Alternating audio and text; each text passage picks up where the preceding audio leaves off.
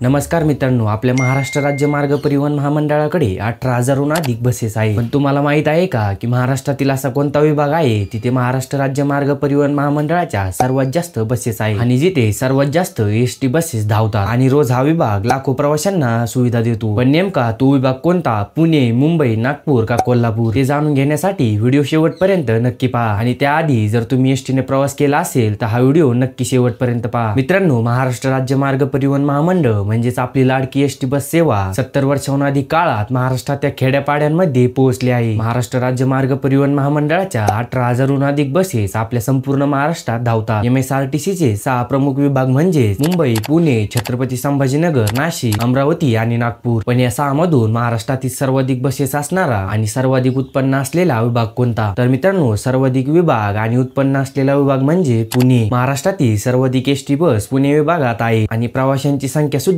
इतर विभागापेक्षा जास्त आहे, त्यामुळे इथलं उत्पन्नही जास्त आहे। पुणे विभागाकडे तब्बल 3,000 पेक्षा जास्त एसटी बसेस आहेत। पुणे, मुंबई, कोल्हापूर, सातारा, सोलापूर, अहिल्यानगर यांसारख्या महत्त्वाच्या मार्गावर मोठ्या प्रमाणात बसेस धावतात। 2023च्या दिवाळी हंगामात 561.84 कोटी रुपयांचं उत्पन्न मिळवत पुणे विभागाने पहिला क्रमांक मिळवला। 1 ते 10 ऑक्टोबर 2023 या 10 दिवसात 47.71 कोटी रुपये उत्पन्न मिळवून पुणे विभागाने पुन्हा सर्वाधिक उत्पन्न मिळवणारा विभाग म्हणून नाव कमावलं। तर मित्रांनो, तुम्हाला माहित होतं का की पुणे विभाग हा महाराष्ट्रातील सर्वात मोठा एसटीचा विभाग आहे? तुम्ही एसटीतून प्रवास केला आहे का आणि तुम्हाला एसटीच्या कोणत्या बसचा प्रवास आवडतो ते कमेंट मध्ये नक्की सांगा। माहिती आवडली असेल तर चॅनलला सबस्क्राईब आणि व्हिडिओला एक लाईक करायला विसरू नका। जय महाराष्ट्र।